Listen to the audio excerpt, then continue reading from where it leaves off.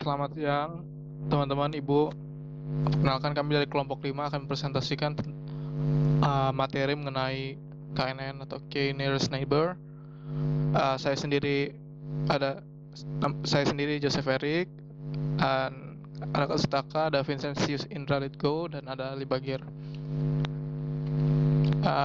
Untuk ini misalkan kita punya data tabel dalam bentuk tabel. Ini termasuk klasifikasi. Jadi misalkan kita punya data yang didasari oleh independent variable seperti region, age, marital, address, income, dan akan diklasifikasi menjadi mempunyai nilai 1, 2, 3 atau punya label tersendiri: basic service, e-service, plus service, and total service. Dan akan dipakai, model ini akan dipakai untuk prediksi yang data ke-8 itu. Apakah dia masuk kasketnya itu masuk ke yang mana? Untuk nentuin untuk menentukannya kita pakai age sama income. Jadi bisa dilihat seperti ya gambar yang di kanan. Dan kita akan menentukan data ke-8 yaitu berdasarkan age dan income-nya. Jika kita mengambil data terdekat yaitu K-nya bernilai 1, maka bisa kita dapat simpulkan yaitu dia termasuk golongan total service atau yang nomor 4. Tapi data K yang terlalu kecil kurang meyakinkan, jadi kita bisa tambahkan K-nya menjadi 5. Dan berdasarkan K5 ini kita bisa tahu bahwa yang terdekat dan terbanyak adalah plus service, yang data ke-8 ini termasuk dalam plus service. Selanjutnya akan dijelaskan oleh teman saya. Jadi apa sih Key Nearest Neighbor ini, atau yang biasa dikenal dengan KNN? Jadi KNN ini merupakan salah satu metode untuk mengklasifikasikan kasus berdasarkan dengan kemiripan atau kesamaan dengan kasus-kasus yang lain. Nah, kasus tersebut itu bisa biasa disebut dengan neighbors atau tetangga gitu kalau dalam bahasa Indonesia. Jadi ini tuh berdasarkan kemiripan antar kasus dengan label-label dari kasus tersebut yang paling dekat. Nah, kalau Key Nearest Neighbor algorithm ini tuh gimana sih cara mengimplementasikannya? Jadi yang pertama kalian lakuin adalah mengambil value dari K, terus mengkalkulasikan jarak antar case dengan segala case yang lain, terus mengambil K observation dalam data training yang terdekat ke data point yang tidak diketahui, terus memprediksi respon dari data yang tidak diketahui tersebut dengan menggunakan respon dengan respon value dari nearest neighbor. Nah ini jadi kalau di sebelumnya itu terdapat permasalahan gimana sih cara mengambil value dari K yang paling baik, ataupun mengkalkulasikan jarak dari case yang tidak diketahui. Nah, salah satu contohnya seperti ini. Ini untuk contoh di satu dimensinya, yaitu berupa data customer yang berisinya tentang umur. Nah, bisa diketahui kalau untuk mencari suatu jarak antar data point bisa menggunakan rumus Euclidean distance.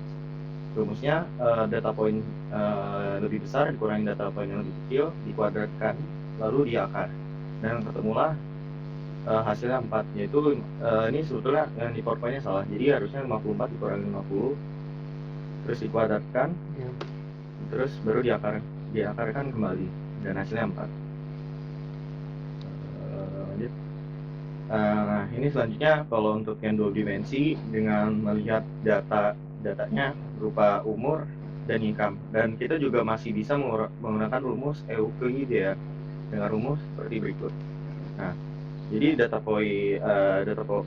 umur dan income yang yang besar dikurangin yang lebih kecil, ataupun yang lebih kecil atau dikurangin yang lebih besar, namun hasilnya harus tetap positif. Walaupun hasilnya negatif, nanti tetap harus dipositifkan. Nah, hasilnya jadi seperti berikut. Dan ini yang 3 dimensi sama saja, hanya ditambahkan saja secara terus-menerus. Jadi gimana sih kita bisa nentuin K yang benar, misalnya K-nya bisa berapa, 1, 2, atau 3. Jadi kita itu pertama, jadi misalnya kita coba beli sebuah K satu yang kecil, dan kita bisa lihat itu nilai yang mencari itu tanda tanya yang di grafiknya. Dan kita kalau K-nya 1, kita bisa lihat tuh yang paling dekat tuh harusnya yang biru. Tapi kalau kita lihat itu kan, tapi itu prediksi yang tidak baik, karena kalau kita coba K-nya di 4, kita bisa lihat bahwa kelasnya itu kelas 4 yang seharusnya kelas 4, bukan kelas 2, kelas 1 ya, sorry. Biru itu kelas 1, padahal kalau K-nya kita gunakan 4 akan menjadi kelas 4. Jadi kalau kita bisa bilang si biru ini itu sebuah noise atau sebuah outlier. Jadi kita bisa jadi kita cara menemukan K yang baik adalah dengan menyisihkan sebagian data yang kita punya sebagai data testing ya, buat tes akurasi dari model yang kita buat. Jadi misalnya kita coba cari akurasi dari semua K-nya, dan kita plot ke sebuah grafik yang sudah lihat di K yang 94 itu yang paling bagus.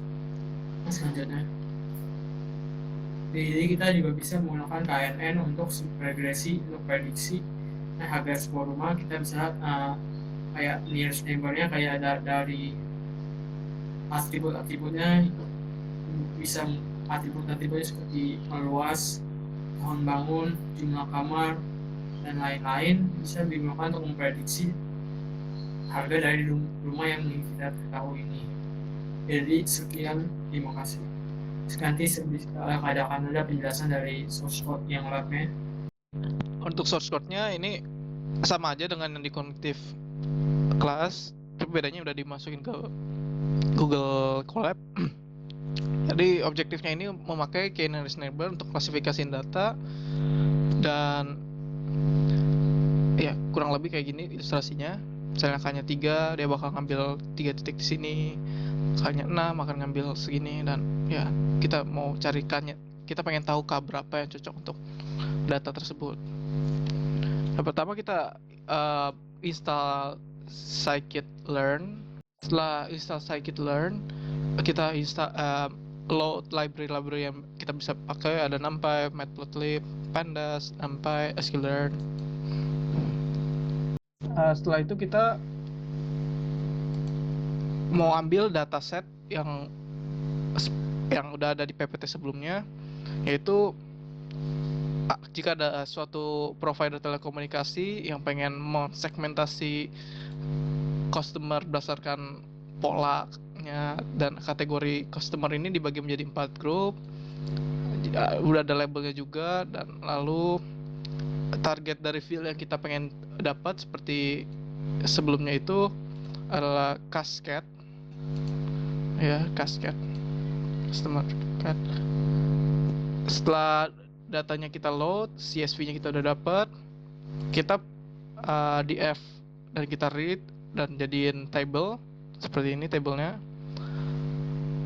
Setelah datanya sudah di load dalam CSV file, data akan divisualisasi dan dianalisis. Kita hitung dulu berapa banyak kelas pada data set kita. Kita pakai is, dimana kita plot. Kita juga bisa dapetin nama-nama kolomnya juga. Setelah itu kita pakai scikit library untuk convert data pandas frame ke NumPy array yang tadi itu region, tenure. Jadi selain dari yang cascade, kita define labelnya apa. Setelah itu data akan dinormalisasi, dan ini akan dijelaskan oleh teman saya. Selanjutnya tuh ada normalisasi datanya.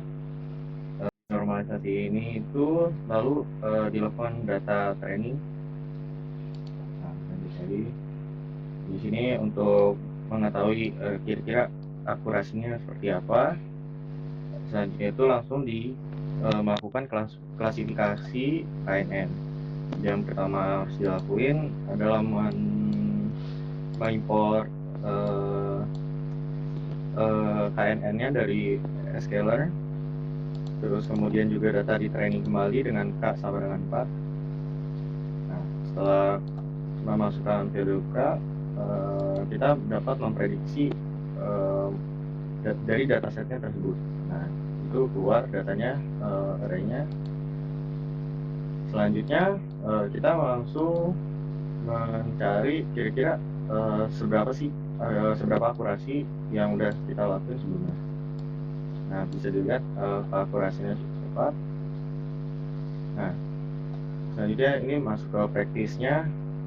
Kira-kira kalau misalnya kita masukin sama dengan 6, kira-kira bakal gimana ke depannya? Maksudnya dari akurasinya segala macam.